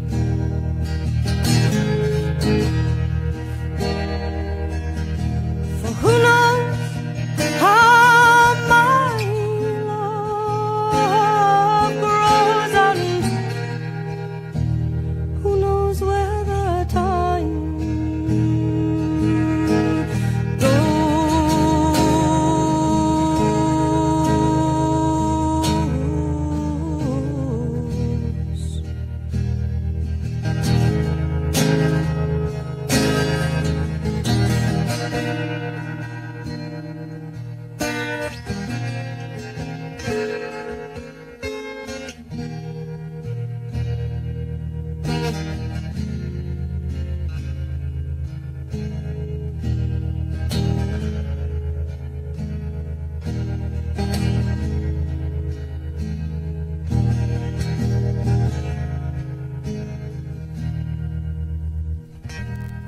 Hortxe entzun dugu Sandy Deniren Who Knows Where the Time Goes kantu puska. Aste honetako azken gomendio gisa, uste dut hau errepikatu egingo dela, lehenago ere erakutsi dizuet, baina izugarri entzun dudan kantua da, azken asteetan, eta gaur asteari amaiera emateko ekarri nahi izan dizuet. Stephen Wilson Jr.ek egiten duen Stand By Me, Ben Ekingen kantu tzarraren bertsio bada, baina beste interpretazio bat egiten du, akustiko bihurtzen du, indarra ematen dio, eta beste hau normalean entzuten dugun lasaitasun horretatik atera, eta iruditzen zait izugarrizko interpretazioa dela, izugarrizko indarra ematen diola, eta ona ekarri nahi izan dizuet, astea indarrez bukatzeko eta datorrenari gogoz ekiteko. Esan Stephen Wilson Jr. Estatu Batuetako kantautorea dela, folka eta rockan hasten dituela, folka alternatiboa, eta izugarrizko ahotsa duela, tipo berezia da, hau ere zuzeneko kantua da, eta ikusiko duzue, normalean Stand By Me entzun dugun tesitura horretatik nola ateratzen duen, eta nola daraman indarraz beteriko ertz horretara, ez? Beraz, asteari agur esateko, Stephen Wilson Jr.ren Stand By Me-ren bertsioa. Entzule, urrengo astean entzungo dugu elkar, bitartean ondo segi eta zaindu zaitezte. Aio!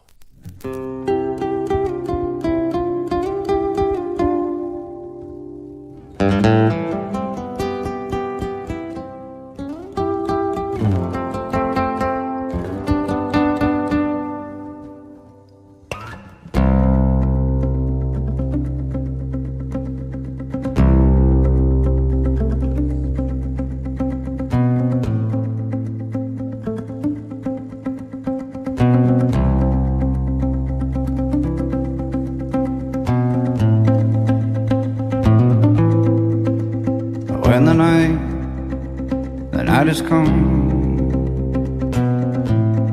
and all the land is dark and the moon is the only light you ever see. No, I won't be afraid. No, I won't shed a single tear. Just as long as you stand by me. Don't you stay by me. Won't you stand by me. Stand by me. Won't you stand by me. Yeah, yeah, yeah.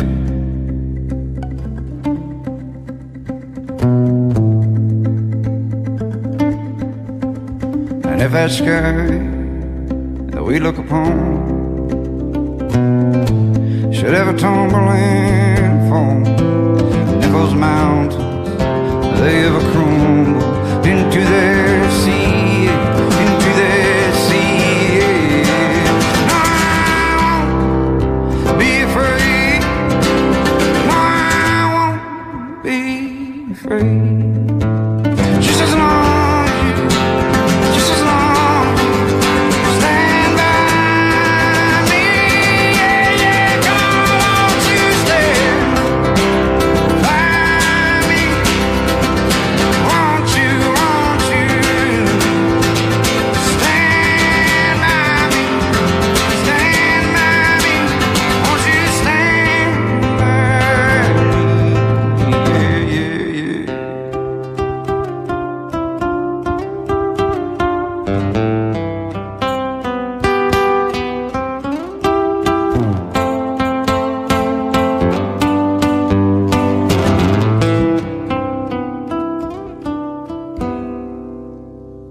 won't you stand by me? Won't you stand by me? Hey, won't you? Hey, won't you? Won't you stand by me?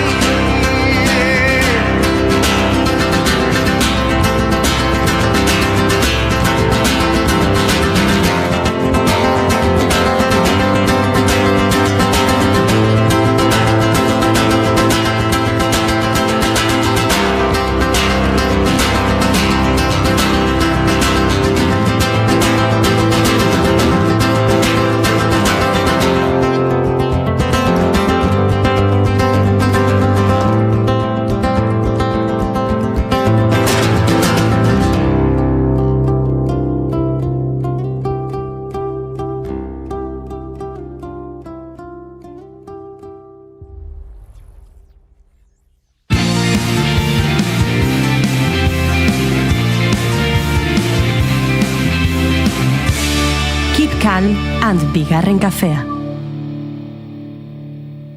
Beautiful past, forgettable dreams.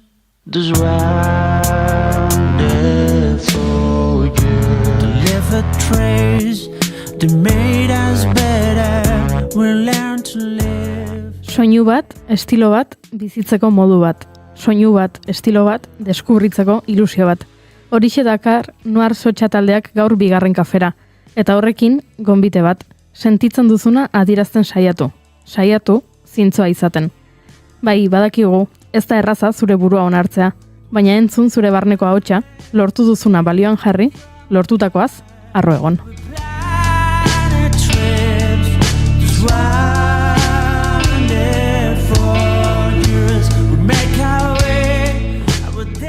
Egindakoaz harro egoteko moduan daude Noir Sotxako taldekideak. 2017an sortu zuten taldea, eta lehen EP baten ondoren, estudiora itzultzea erabaki zuten 2024an.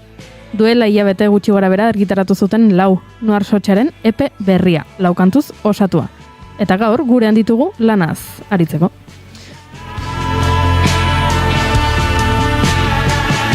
Laukotean hariko zaizkigu entrevista akustiko honetan, laukotean jotzen, ze entrevistara bi animatu zaizkigu, eta euren arteko borroka eta liskarra ere ezin ukatu entzuleo, baina egun honetan ongietorri izango dugu Joseba eta Xabiri, ongietorri, mutilak. Egunon. Urbildu mikrotara beldurrik gabe. Egunon. Bueno, bikote, Noir Sotxa, hori bili gara, nola oskatu bertzen taldearen izena, hori bili gara, taldeak urte batzuk izan bai, baina nolabait entzuten ari garen Noir Sotxaren bigarren lan hau badela nolabait berpiste bat. Bueno, honen guztiaren inguruan hitz egingo dugu, baina izenaren inguruan ere hasi nahi dugu hizketan, nondi dator, eskatzue biok taldearen hasieratik zaudete, eta nondi datorren taldearen izena bera? Bueno, hau pasatu zen, jotzen hasi ginenen, kontzertu bat atea zitzaigun, eta guain dio izena eta jartzeko genden, Jazpanako ura 2019 ez dakit noiz izan zen. Eta orduan korrika eta presaka hasi ginen izen baten bila, eta holaxe atea zen, kontu edator, gure gitarrista gaur jagukin jotzeztona, baina harrek ekarri zuen kontu daula idazle estatu batuar bat, dala John Keinin izena daukena, eta harrek eintzon hiztegi bat, sentimenduak, definizioa ez dauketen sentimenduentzako, pixkat hori definitzeko. Eta Sotxa horrek esan nahi dona da, norbeak sentitzen duen vulnerabilidadea, zaurgarretasuna besteekiko. Eta besteak ikusten dituzunen sendo eta gauzak garbi dauzkenak, eta zu oso txiki eta sentitzen zela. Sentimendu hori, danak nik pasatu izan dut, horri Sotxa deitu zion, eta guk gustatu zaigun termino hori, eta oinarri bezala hartu gendun izeneako. Eta nuak sentimendu igual beltza izan daike, batzutan, eta hortik piskatola luze kontua, baina hoxe da. Eta hola xegetu zen, da horrekin gare. Ze interesgarria. Bueno, Xabike azaldu digu pixkan nondi atorren izen hau, eta izenaren atzean dagoen mami osoa, baina aipatzen genuen, Joseba, badirela urte batzuk taldea sortu zenutela, askorentzat izan daiteke nahiko talde ez ezagun edo berria, urte hauetan lan bat atera bai, kontzertu batzuk eman bai, taldea pixka bat bir sortu, kide batzuk joan, beste batzuk etorri, eta batez ere sonoroki lan honek aurrekoarekin sortzen duela alako aldaketa bat, edo, nolabait garapen bat, ez? Bazatuzte Noir Sotxa 2.0 moduko batean edo, esan dezakegu. Bai, esan dezakegu baietz. Xabik esan duen bezala, Josebak taldea utzi zon, gitar jolek, eta aurreko fase hortan gitarrak oso garrantzia handia zeukan eta oso presente zeren, eta Joseba juntzanen, pentsagundu momentu ez zala beste kolore bat ematea soinuari, ez? Eta experimentatzen da hasi ginen, elektronika gehiago sartzen da hola, eta hau da emaitza. Batez ere, aurreneko diskoa grabatu gendunen, Ibanek intziun grabaketa eta produkzioa, eta behin aurreneko disko hori grabatu ondoren ja hasi izan taldeekin batea, hasieran bakarrik zuzeneako hortako, baina gero ja proiektuen barne sartu zen, eta bere estudioan ensaiatze horrek baitare lagundu diu, gero erreztasun hori produkzioa eta pixkat hori eukideu eskutik guk abestik eta utzi izan ditu pixkat irikita gero ja grabaketa produkzioan esku gehiago sartzeko helburu ezalako pixkat gehiago landu abestik ez zuzeneko hortan atzetik nola esaten produkzio hortan bai. Bueno, Iban aipatu zu, Iban Martin Lemina, Pitxi Jouk, Lemi River, beste hainbat proiektutan aritutakoa, gaur hemen ere izango dena, eta bere estudioan ere hainbat talderekin, ekoizpen, eta bestelako lan horiek egin dituen, eta pixkat hortik egiten duzuen nolabait bat. Pixua dauka Ibanek gaur egongo sonido honetan, gero jarriko saiatuko gara bizen batzuk jartzen oraingo Noa Sotxaren diskonen koloreari, baina badu ez, grunge edo post-grungeetik zerbait, badu ez dakit new wave edo sinte giro hortatik ere zerbait, eta ez dakit hor ze puntutara neuki duen berak eragina edo taldeak bide hori hartu duen Natural Xamar. Bai, nik uste nahiko natural jundala lana, Bizkaia abesti berrin batzuk eta egiten eginela, ja hitz egiten eginen, ze aurrenekoa nola zuzenen gratuta da, nahiko gordin, nahi gendun aldaketa hori egin, eta esan deunaz, produkzio horri buelta gehiago eman, eta pixkata eginen ja, esan ez, gehiago nahi genitula abestik landu, eta baino danan arteko, ez behare bai, baino danan arteko bidea pixkate esku eman da, akoitzak bere zeak botata, baino nahiko hori, danan artean egositako lana esango nuke izan dela. Baina produzioko fase hortan denbora asko egon ginen, eta noski orduan Ibanen eskue nabaritzen da. Gehien bat horregatik, produzio fase hortan denbora asko pasan genuen lago, eta buelta asko eman genition, da, Kolore askotara iristen dira, EPE hau osatzen duten lau abestiak. Lau abestitan gauza asko kondentsatzen dira, niri momentu batutan grunge abestian badago pasarte bat, eramaten ninduela pixka bat, ez dakit, Kalexiko, Beirut, musika fronterizo horietara, beste momentu batzuetan 80ko pop rockeko koloreak ere agertzen dira, osagai asko daude diskonen lapikoan, ez? Kapa pioa dare, pista pioa grabatu nitu, baina pasada bat.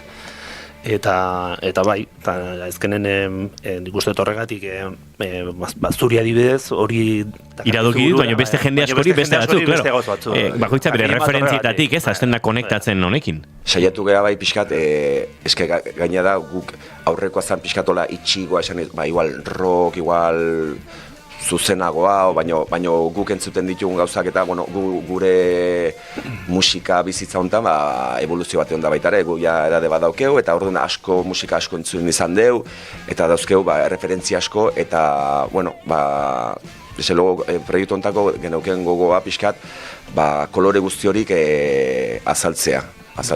Baina, adibidez grunge abesti hau, da, oain dala aurreko fasetik zetorren abesti bat, asko ze klasiko goa, baina nahi izan genduen justo klasiko horrekatio hartu eta moldatu izan da pixka transizioa aurreko proiektutik onuzkako hontan. Pixka lotura hori, baina eta horrekatik grantzi zen hori, horrekatio gure garaien, justo Josep eta biok erga honesen jotzen genduen, gazte ginen, 14 urtekin hasi ginen, eta hori mamatu gendu, baina izan zen gure asera orduan pixkat hortaz hitzeiten do, baina hori dala gure jatorrie, baina guain beste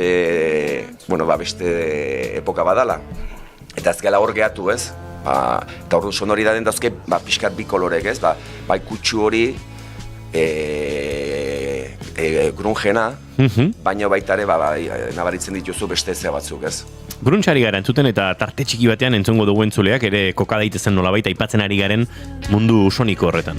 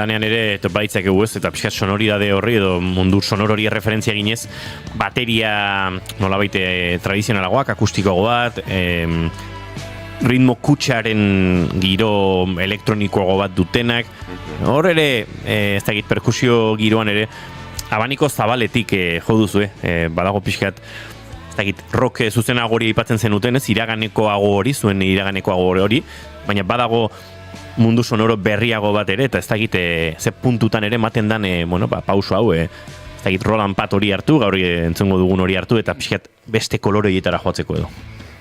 Bueno, kasu honetan adibidez, hoi dana bateria akustikoa da. Azkeneko abestiko parte baten bai daula ja pixkat elektronikoa sartuta, baina da dana akustikoa kontu da, esan deuna saiatu gea, sonido pixkatola zuzenatik atera, eta pixkat gehiago prozesatu, baterie oso tapatuta grabatu da, gero asko zapaltzeko sonidoa, eta baita ere, esan dugu bezala, bateriza parte beste guzti jolasteko eta esperimentatzeko gogoa geroken, pixkat beste puntu batzuta ikisteko. Eta bateriko soinukin pixkat hori pasatu da.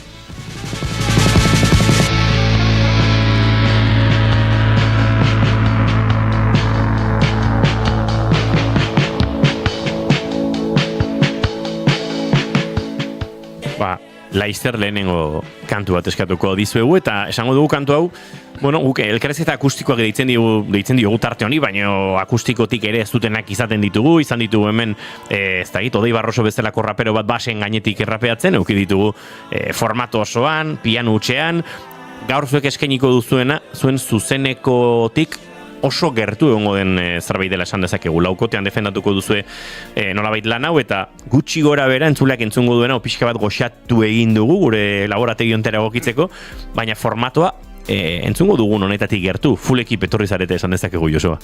Bai, oso gertu. Behar bada igual baterie zuzenen kontzertu iriki baten, bateria akustikoare eramango dugu, eta baina, soinue oso antzeko izango da. Txikixo gain dugu. Hori da, goxatu egin dugu, pixkate. Ondo ederki, egia esan soinu frogak zoragarri sonatzen zuen entzuleok, baina tira zuzenan entzuteko aukerare izango dugu segituan. Lehen kantu bat eskatuko dizuegu, baina kontatu behar duzu zein izango den lehenengo kantu hori, eta kantu horren inguruan entzuleak zerbait jakiten nahi baduzue, hori ere kontatu.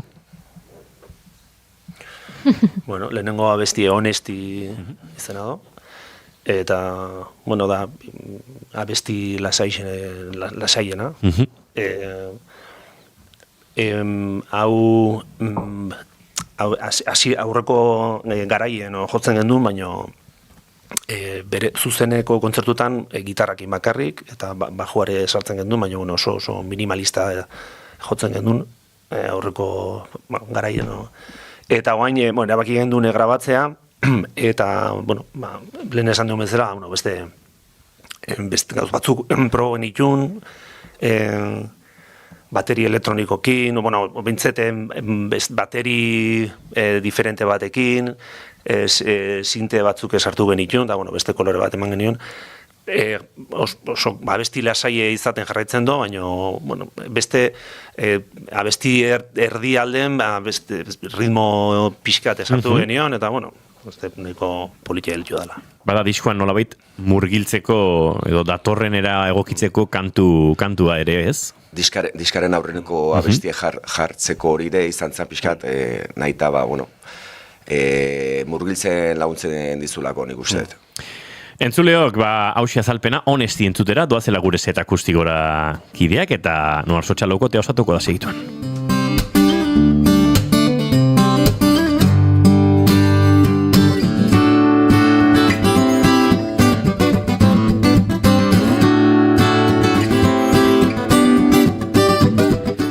Entzuleok, bigarren kafearen elkarrizketa akustikoetan, Noar Sotxa, eta lehenengo kantu hau, Honesti, nahi duzuenean laukote.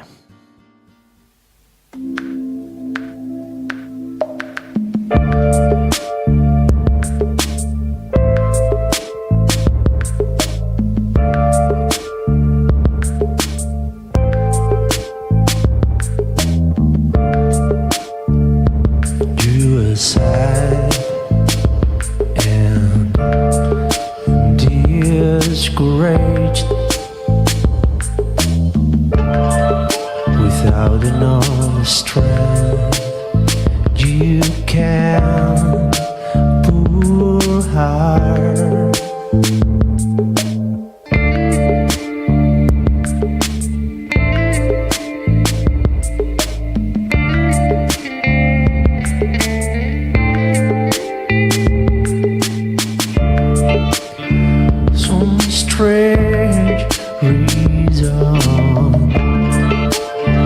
Look like something else. Smile, you look glad.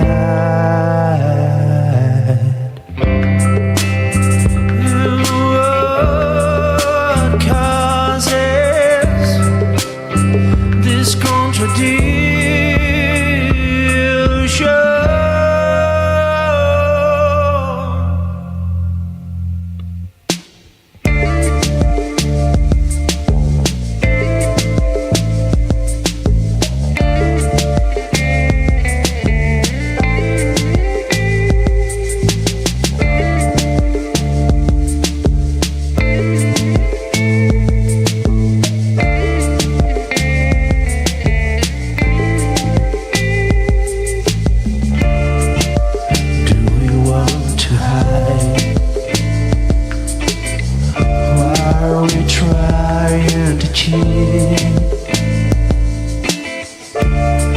Desire ourselves, create kind of barrier, collateral defense, and try to spray us while you fail.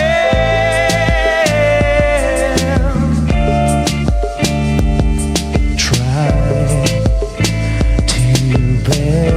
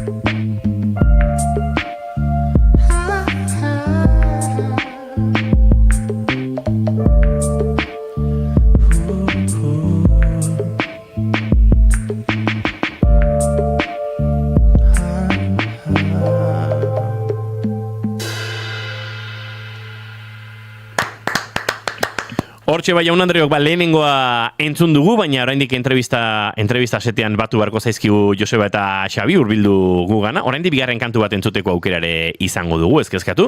Entzuleok saio agurtu aurretik, baina tira, momenturik egokien ere badator edo guri asko gustatzen zaigun momentua, jantzi askoak Joseba. Ze ez daukagu Goya nominatu berri duten Kandido Urangamen gure patxean alperrik. Sarraskia. Sarraskia, letretaz hitz egiteko unea, eta Goiurik gozo prestatu ditu, behar bezala irakurri eta aztertuta. Baina errexa dira galderak, A ber, abesti batean esaten dezue, it was the 90s, good memories, a wonderful past, 80ko hamarkada zen, oroitzapen onak, iragan zoragarria, eta galdetu nahi dizuet, zerbait aukera ukiko bazen dute 80ko hamarkadako zerbait berreskuratzeko?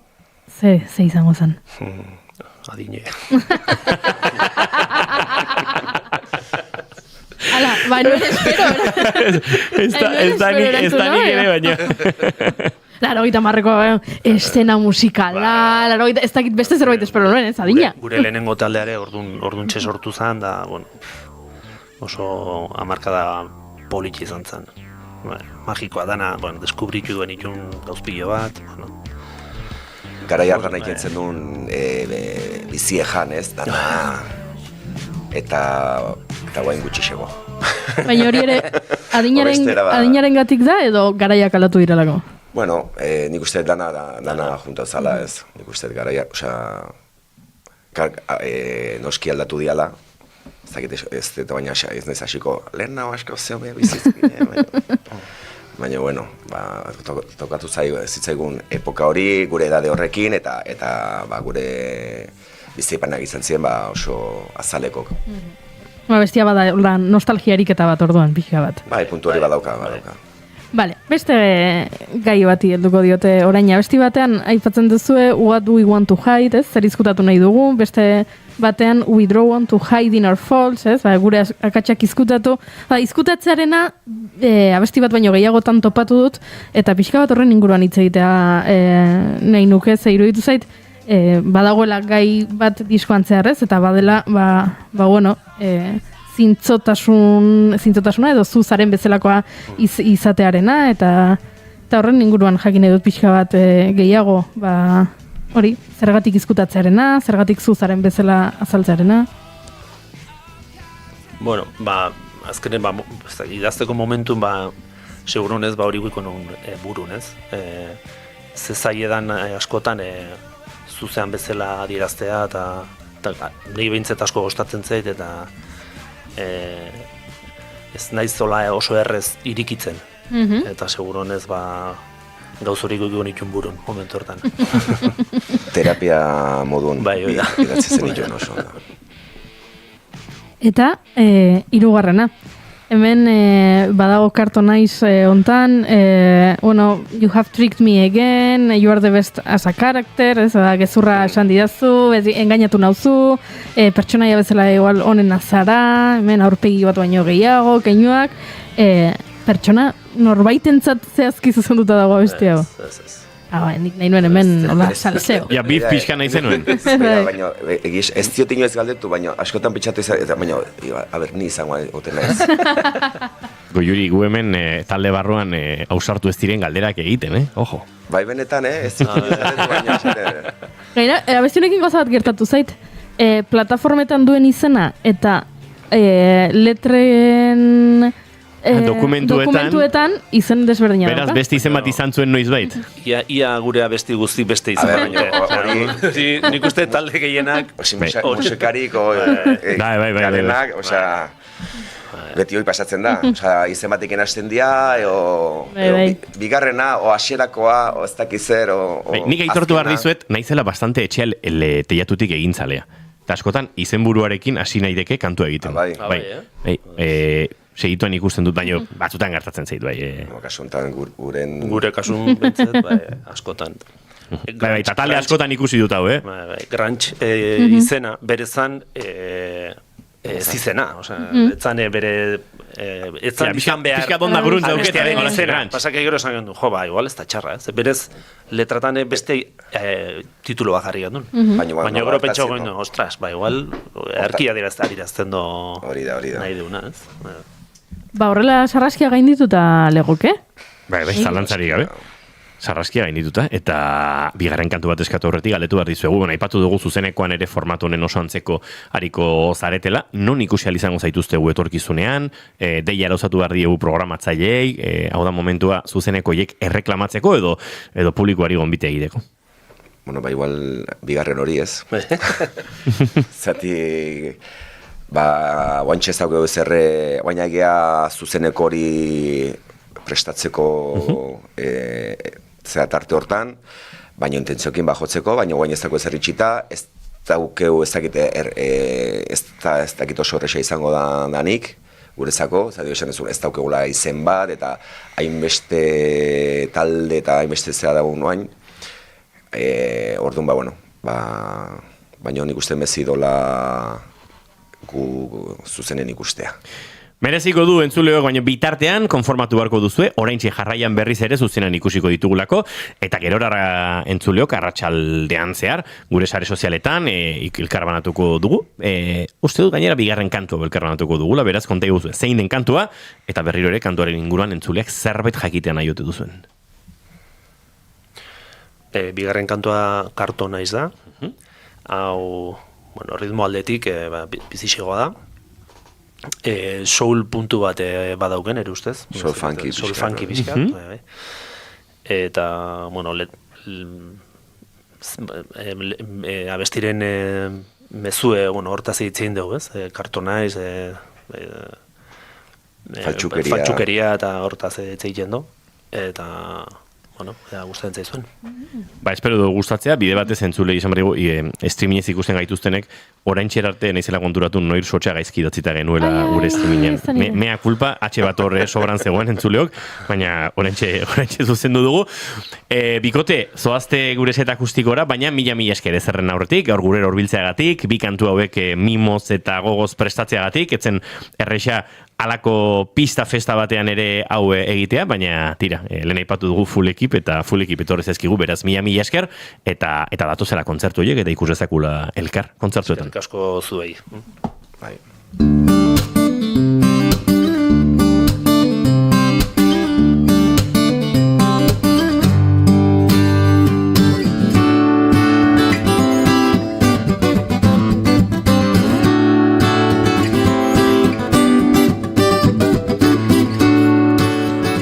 Entzuleok, kantu honekin egingo dugu eguerdiko 12etarako bidea Noir, Sotxa eta euren Carton Ice nahi duzuenean laukote.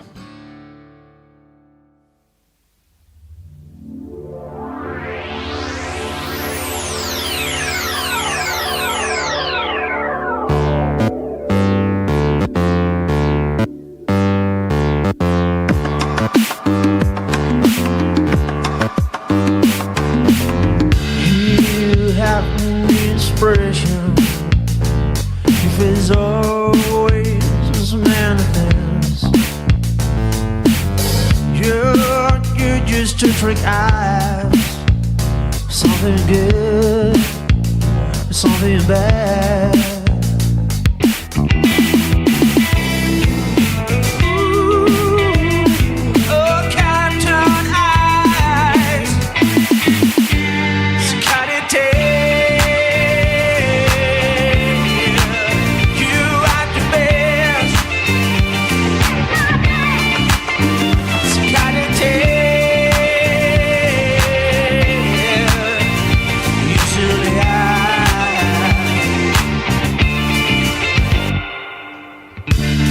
Let's fly together.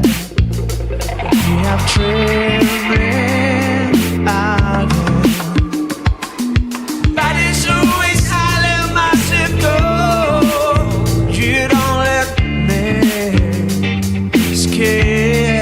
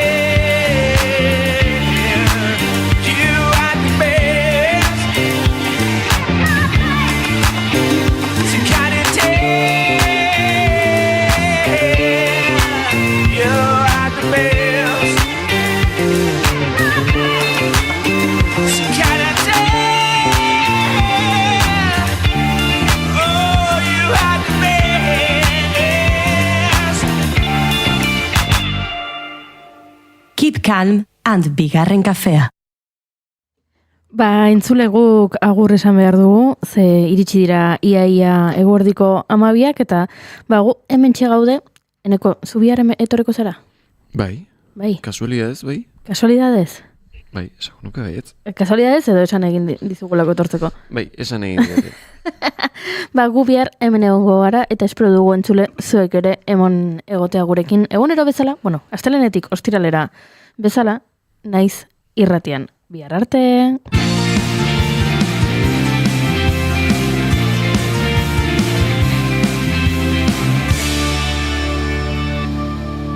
Keep calm and bigarren kafea.